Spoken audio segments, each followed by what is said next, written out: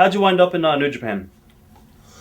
Well, it just started out where, they gave me the, heads up. Okay, Masa side all the way. Me Right. and Masa are tight. We got to be friends.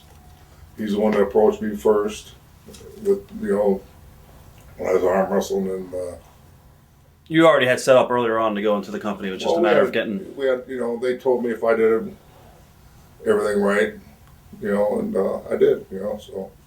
What was the dojo like? Did you spend any time there? Yeah, I was a bunch of guys training their ass off, doing all their laundry together, eating their meals together, sleeping 12, 15 guys in, a 3-bedroom house. And, strict rules, just hard. The training facility next door is awesome.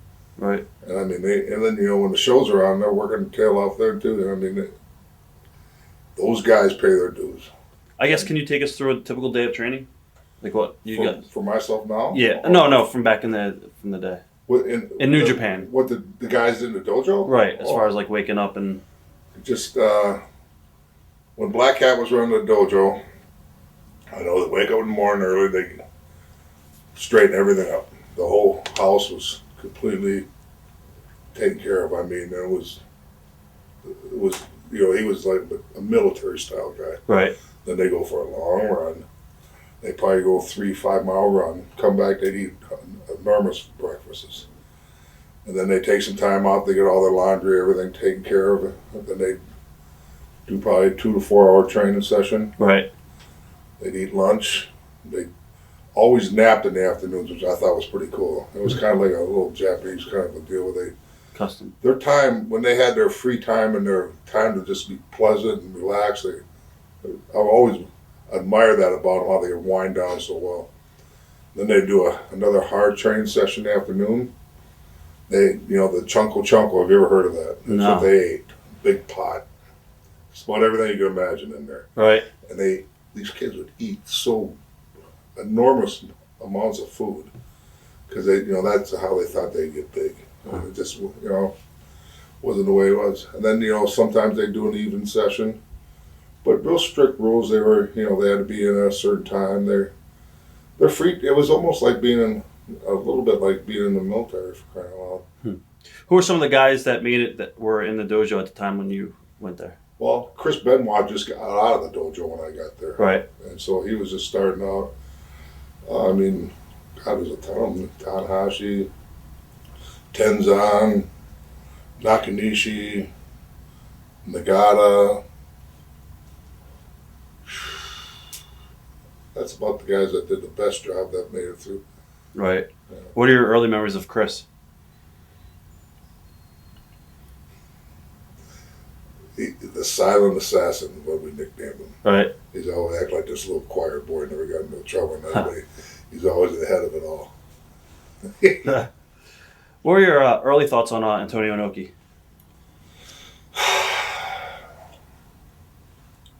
Yeah, I was pretty impressed with him, to tell you the truth. He was almost like a rock star for crying out loud. I mean, I bet you it was almost a year before I really got to sit down and have any kind of contact talking with him. And I mean, he would come in a whirlwind winning the show, and I mean, it was like people around him, and also he'd come in and he'd get there like 5 minutes before intermission. He'd go on there, do his, right out. Huh. But then, I was supposed to wrestle in the Tokyo Dome. And I was pretty excited about it. Then we sat down and talked one time for about 20 minutes, and it was great. And then he ended up having to pull out of the match because of basically an ankle injury, gout, rightus, and then his ankle, he tore it up. But I've had a good relationship with Noki. But first off, it was like, wow. I mean, it was just something. Right. Not even get close to the guy. Huh. As far as New Japan goes, were you promised anything when you went there as far as a push or anything, or? No. No. Because as far as a lot of the guys, you were the first American, I think, to ever hold the IWGP title, right? Second guy? Who was the Hogan, yeah. Vader, then me. Right, okay. What are your thoughts on Riki Choshu as the booker? I can't say anything bad about Ricky. He was always good to me. You know, he treated me right, kept me working, but a lot of questionable moves he made. I mean, As far as what? certain guys that he pushed and didn't push, and I mean, but you could question that with any territory. Right. As far as New Japan progressed over the last couple of years, especially, they took on the more of the shoot style wrestling, and Inoki's been bringing a lot of the MMA guys in to, pretty much go over the wrestlers. And what are your feelings on the way the company has progressed over time?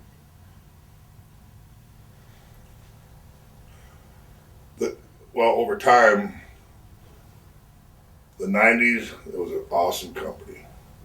Definitely. We had it rolling. We were selling out. The guys. I mean, you could plug any guy. You could choose their top 6 guys and have main events. Boom, sellouts. NWO came into play. Then it skyrocketed.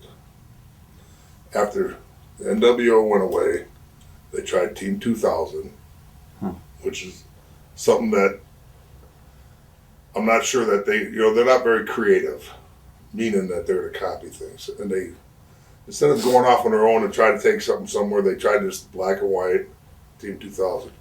Big mistake. Then shortly after that, here comes the shoot fight guys. Huge mistake.